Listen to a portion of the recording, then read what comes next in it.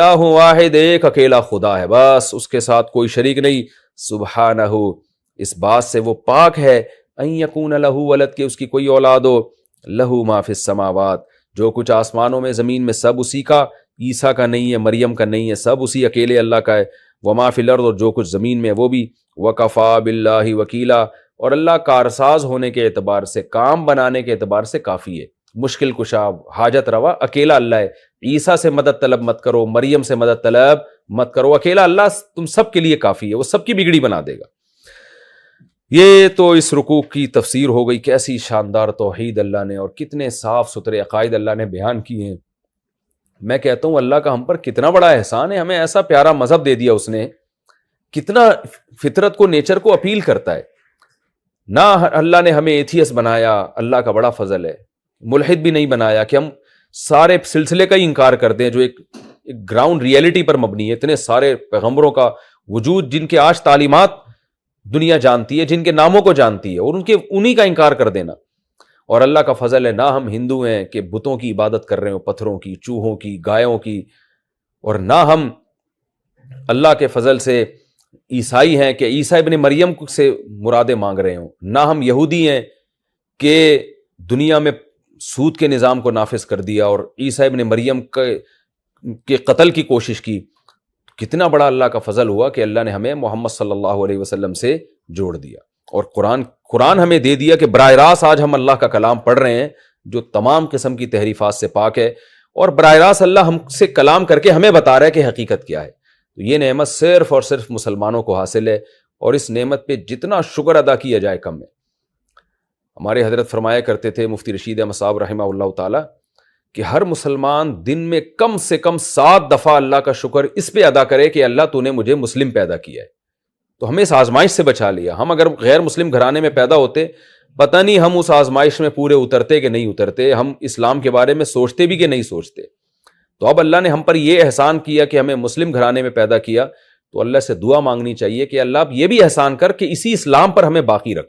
اور یہ دعا کثرت سے مانگنی چاہیے، ربنا لا تزغ قلوبنا بعد اذ ہدیتنا وہب لنا من لدنک رحمہ انک انت الوہاب.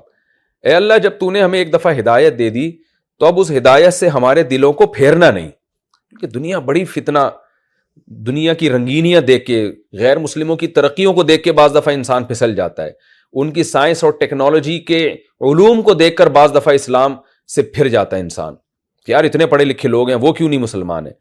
تو بعض دفعہ کسی فتنہ پرست کے اعتراضات جو غلط اعتراضات ہوتے ہیں، لیکن سادہ لو انسان ان کے اعتراضات سے متاثر ہو جاتے ہیں. تو ان تمام چیزوں سے اللہ کی پناہ مانگنی چاہیے. ربنا لا تزغ قلوبنا، اے اللہ ہمارے دلوں کو میں کجی پیدا نہ کر. لا تزغ قلوبنا بعد اذ ہدیتنا، جب تو ایک دفعہ ہمیں ہدایت دے چکا ہے، یہ ہدایت ہم سے چھیننا نہیں. وہب لنا من لدنک رحمہ لا تزغ قلوبنا بعد اذ ہدیتنا وہب لنا من لدنک رحمہ، اور اپنی طرف سے ہمیں اور رحمتیں عطا کر. جیسے تو نے ہمیں اسلام کی نعمت دے دی، اور مزید اپنی رحمتیں ہمیں عطا فرما کہ انک انت الوہاب، بے شک تو لوگوں کو عطا کرنے والا ہے. اور ربنا انک جامع الناس لیوم لا ریب فیہ، تو ایک دن لوگوں کو جمع کرے گا، قیامت قائم ہوگی جس دن حساب و کتاب ہوگا. ربنا لا تزغ قلوبنا بعد اذ ہدیتنا وہب لنا من لدنک رحمہ انک انت الوہاب. اور قرآن میں دوسرے مقام پر یا اسی آیت پر آتا ہے کہ انک جامع الناس لیوم لا ریب فیہ، ہمیں پتہ ہے کہ تو ایک دن قیامت قائم کرے گا اور لوگوں سے حساب و کتاب لے گا. انک لا تخلف المیعاد، تو اپنے وعدے کی خلاف ورزی نہیں کرتا. تو یہ لا تزغ قلوبنا والی دعا اور اللہ کا شکر اس کا معمول بنانا چاہیے. یہ تو اس رکوع کی تفسیر تھی. اب میں انشاءاللہ جو اس میں علمی نکات ملتے ہیں مختصراً آپ کے سامنے پیش کرتا ہوں. پہلی بات تو یہی پتہ چلی اس سے کہ تمام پیغمبروں پر وحی کا ایک ہی خاص طریقہ ہے، اللہ جبریل کے ذریعے بھیجتا ہے. اور موسیٰ علیہ السلام کی ایک جزوی فضیلت پتہ چلتی ہے کہ اللہ نے اتنے سارے پیغمبروں کو ایک طرف ذکر کیا اور حضرت موسیٰ کو الگ سے ہائی لائٹ کیا. تو یہ جزوی فضیلت موسیٰ علیہ السلام کی حاصل ہے.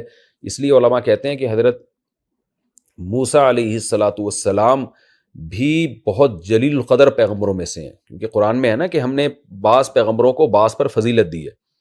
تو موسیٰ علیہ السلام کو بھی بہت زیادہ اللہ نے فضیلت دی ہے. اس لیے علماء کا اس پر اتفاق ہے کہ سب سے زیادہ فضیلت اللہ نے محمد صلی اللہ علیہ وسلم کو، پھر ابراہیم علیہ السلام کو، اس کے بعد تیسرا نمبر موسیٰ علیہ السلام کا ہے، اور چوتھا نمبر حضرت عیسیٰ ابن مریم کا ہے، جن کو قرب قیامت کے لیے اللہ نے منتخب کیا، کیونکہ ان پیغمبروں کا تذکرہ زیادہ اہتمام سے ہوتا ہے قرآن میں. اور دوسری بات ہمیں یہ بھی پتہ چلی کہ اللہ کی کتنی بڑی رحمت ہے کہ وہ حجت تمام کیے بغیر عذاب نہیں دیتا. اور انہی آیتوں سے اللہ نے، علماء نے لکھا ہے کہ جن لوگوں تک پیغمبروں کی دعوت نہیں پہنچی تو قیامت کے دن ان سے اسلام کے بارے میں حساب و کتاب نہیں ہوگا. ہاں ان چیزوں کے بارے میں ہوگا جن کا برا ہونا عقل سے سمجھ میں آتا ہے. کسی نے اگر چوری کی ہو، کسی انسان کو ناحق قتل کیا ہو یا شرک کیا ہو، تو یہ چیزیں تو انسان کی عقل بتاتی ہیں کہ بری ہے. تو اگر ایسے لوگوں کے پاس اسلام کی دعوت نہ بھی پہنچی ہو تو بھی قیامت میں ان کو سزا ملے گی، کیونکہ اللہ کہے گا یہ تو عقل سے پتہ چلتا تھا کہ یہ برائی تم کر رہے ہو. لیکن جن چیزوں کا تعلق وحی سے ہے اور اسلام کے بتائے بغیر نہیں پتہ چلتا کہ اچھا کیا ہے برا کیا ہے، تو ان غیر مسلموں کے پاس اگر اسلام کی دعوت نہیں پہنچی تو پھر ان سے نبی کی رسالت کے بارے میں سوال نہیں ہوگا اور ان سے اسلام کے بارے میں سوال نہیں ہوگا. تبھی قرآن میں آتا ہے نا کہ ہم نے پیغمبر بھیجے اس لیے کہ حجت تمام ہو جائے. اس لیے حدیث میں آتا ہے لا يسمع بی احد من هذه الامه یہودیا کان او نصرانیا ثم لم یؤمن بالذی ارسلت به الا دخل النار. کوئی یہودی عیسائی میرے بارے میں سنے، اس کو میری دعوت پہنچے اور پھر وہ ایمان نہ لے کر آئے تو اس کو آخرت میں عذاب ہوگا. اس سے پتہ چلتا ہے کہ اسلام کے بارے میں اس وقت سوال ہوگا جب پیغمبروں کی دعوت، نبی کی دعوت اس تک پہنچی بھی ہو. نہیں پہنچی تو پھر اس سے اسلام کے بارے میں سوال نہیں ہوگا. اور اس سے ہمیں یہ بھی پتہ چلا کہ اسلام کی دعوت ساری دنیا کے سارے انسانوں کے لیے. یا ایھا الناس قد جاءکم الرسول بالحق من ربکم. ساری دنیا کے سارے انسانوں کو اللہ خطاب کر رہے ہیں کہ اے تمام دنیا کے تمام انسانوں، تمہارے پاس رسول آ چکے ہیں. یہی وجہ ہے کہ جب نبی دنیا سے گئے تو صحابہ کرام نے اس دین کو پوری دنیا میں غالب کرنے کی کوشش کی ہے، اور اس کے بعد بھی، اور آج بھی یہی ہو رہا ہے. تبلیغی جماعتوں کو دیکھیں آپ، ایسا نہیں ہے کہ جاپان والوں میں جاپان جماعت جائے فرانس نہ جائے، افریقہ کے جنگلوں میں جائے اور امریکہ کے نیو یارک میں نہ جائے، یا امریکہ کے شہروں میں جائے اور افریقہ کے جنگلوں میں نہ جائے. تو مسلمان دعوت دے رہے ہیں پوری دنیا میں.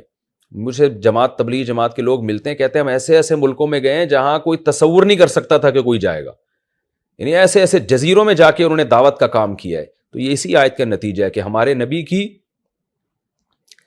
جو رسالت ہے، ہمارے نبی کا جو مقام ہے، وہ یہ مقام ہے کہ دنیا میں اگر کوئی کسی پہاڑ کے کسی ٹوہ میں گھس کے بھی رہتا ہے تو مسلمان کی ذمہ داری ہے کہ اس تک بھی اسلام کو پہنچائے. وہ تو یہ ذمہ داری ہے، اور اللہ نے کیونکہ نبی کو تمام انسانوں کا سفیر بنایا ہے. تو یہ بھی اس آیت سے ہمیں پتہ چلتا ہے. اور یہ بھی پتہ چلتا ہے کہ بھئی دین میں غلو نہیں کرنا چاہیے. عقیدت محبت میں بھی غلو درست نہیں ہے، جیسے کہ عیسائیوں نے حضرت عیسیٰ علیہ السلام کو اللہ کا بیٹا بنا دیا.